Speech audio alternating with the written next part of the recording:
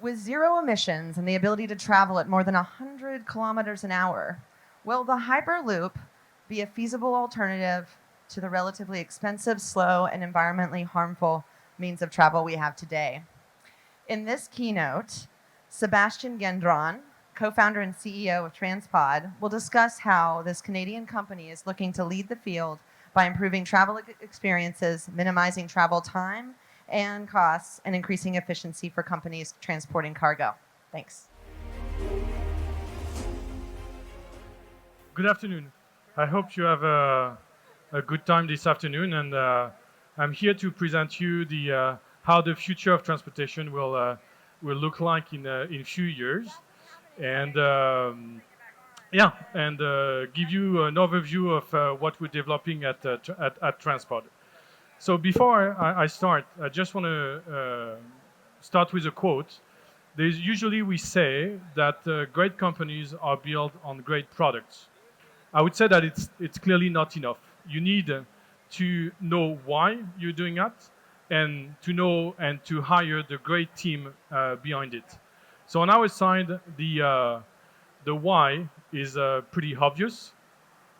And So for those which are not yet convinced, our planet is clearly warming up, and that's clearly challenging. And at TransPod, we are a team of doers. So rather than speaking and talking about great plans, we said, okay, what can we do to actually address climate change, and how can we reduce greenhouse gas emissions? So to do that, we're starting to develop a new ultra high-speed transportation, which is 100% fully electric, and which could clearly tomorrow replace any aircraft between major cities. So to do that, I'll bring everybody up to speed about the concept we're doing, which is kind of not new. It's actually a concept which has been around for many years. We started to develop that. We've seen some initial design in the early 90s, and it's been promoted recently by a billionaire you know as Elon Musk. So the concept is clearly to put vehicle the size of a train coach in a vacuum tube, and to be able to travel at the same speed of the aircraft by removing aerodynamic friction. So to do that, it's pretty basic. You connect all the infrastructure with vacuum pumps. You remove most of the air, so it's kind of flying at 50 kilometers above ground. Today, aircraft are flying at 10. And then thanks to that, you remove aerodynamic friction, and you achieve similar speed as an aircraft on ground. To be able to do that, we said great companies are built on great products. So we were really careful with my co-founder, Ryan Jensen, to develop key technologies to allow that system to work. In a way, so we've developed a suite of IP and some key IP which are clearly our competitive advantage today to allow that system to work. So to be able to do that, you need to create first a reliable transmission power transmission system to feed all the vehicles with enough energy to be able to travel at that speed.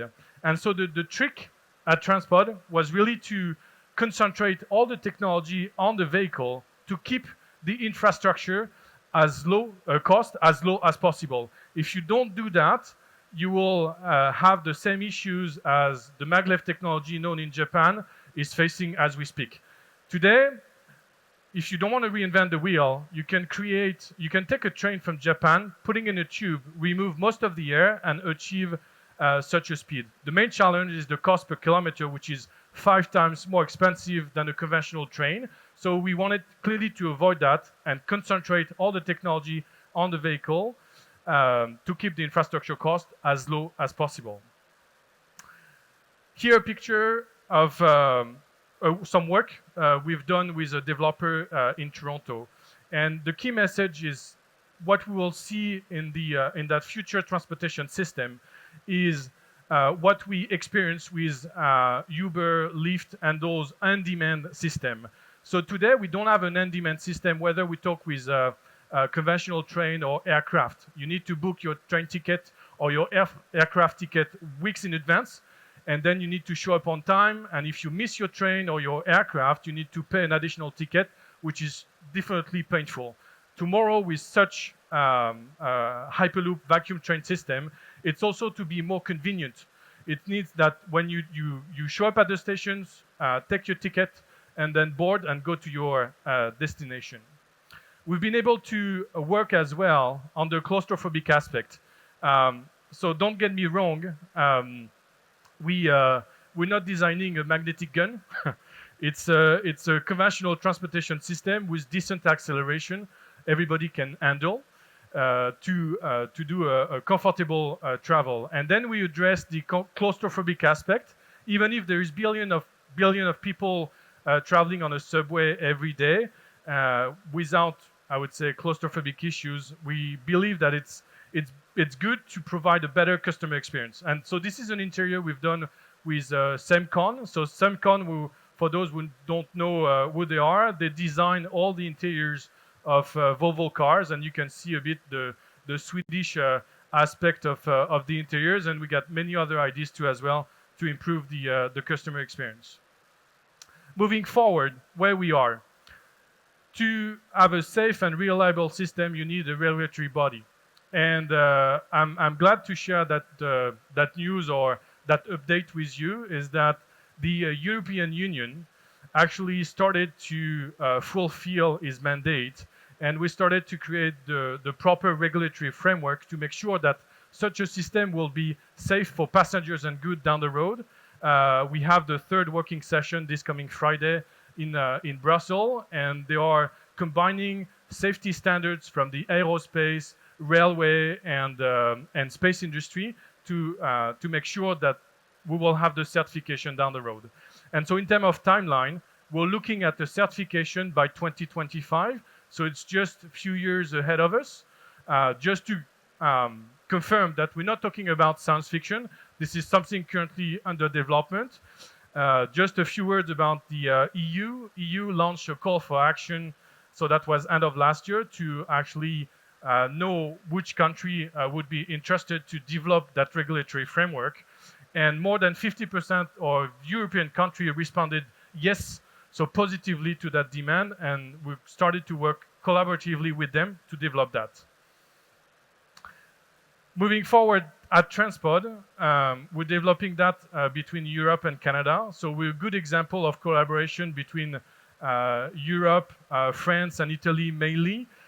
We had some huge support from both the Foreign Affairs Department from France and from Canada. This is a picture on the top right corner at the Canadian Embassy in Paris, so end of January, to see some major agreements with industrial players. We had a construction permit to build the first test facility in France to develop that technology, and we aim to start the construction this summer. So it's kind of really, it's not a matter of when, if it's going to happen, but when it's going to happen. Of course, and I had that discussion this morning during a mentoring session, you need to build trust. And how can we get confidence from investors, having in mind that we need to raise between $200 to $300 million to get that development going? So we were able to back up the technology by industrial experts, also by scientists who kind of are backing up the technology we're developing. We had some assessment done also by the French government last year, and we're pretty confident moving forward. We already secured some funding from Italy, and the next round is about to be closed in the next few weeks. So just a business case. Toronto, Montreal, it's 10,000 trucks per day. It's 12 million passengers, mainly through airlines every year, and it's lots of carbon emissions. Tomorrow, with such a system, not only you will be able to do the same travel in 45 minutes, but you'll be able also to replace a significant amount of trucks from the road. You'll be able also to remove most of the airline industry between, I would say, Toronto and Montreal, meaning that we're not, I would say, competing against, I would say, Air Canada. Air Canada tomorrow could be a customer of TransPod.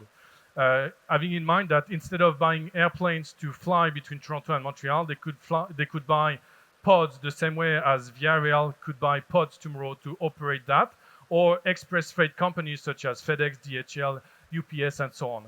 So that's a clear game changer to be able to address climate change. So even if the vision is to have such a network at the scale of a country, so pretty much the subway map of Toronto or of Paris, you can have it at the scale of Europe or at the scale of North America.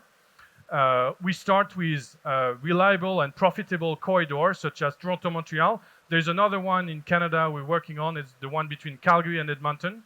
And so far, so good. There is interest from governments to have a sustainable transportation system down the road. Last but not least, we said that great companies are built on great products. You need to know why, otherwise it's meaningless. You need also to have a great team. And today I'm kind of proud to have developed that company in Toronto. It's a quite diverse team. That's probably one of the few locations on Earth when you can hire people from China, from Sweden, from Iran, from the US, from France, and so on. And that's clearly driven, it's driving performance for the company. Major partners, reliable partners. We got EDF as a major electrical company doing the grid connection for the test facility in France. Liber Aerospace, it's a major player in the aerospace industry to develop the air cabin and pressurized cabin for the pod, and so on and so on. Also, a few words about women. To be honest with you, I'm not a big fan of talking about diversity as the flavor of the day. Diversity means performance for us. And today, the ability or the opportunity we had to work with women was kind of helping TransPod to be successful in a way. Women, and this is from my experience, I know that men have some good quality too as well, but they've been able to showcase some goodwill. They've been able to showcase some long-term thinking about this project and not short-term gains. They've been able to showcase some courage on the investment side and to work and support the company growth as we speak. And this is a clear example for those which are not convinced or are fed up about diversity as the flavor of the day. It drives actually performance. This is thanks to them we were able to do that. We can count on the support of the two ambassadors, the one from Canada in France and the one from France in Canada. And thanks to them, we had some connection at the government level to get that project going. So that's clearly, a message I wanted to share with them. And the more diverse you are, the more performing company you will be down the road. And what a better place to do it in Toronto. If Toronto today is one of those leading cities in tech, it's mainly, and I truly believe it, it's mainly because it's a true example of diversity. And I hope that it will lead by example and showcase how it works down the road. And I can tell you that for TransPod, that's the case. And that's not the first time you're going to hear from us. Over the next few years, more to come, and you will hear about hyperloop every year until we have the first commercial line ready. Thank you very much.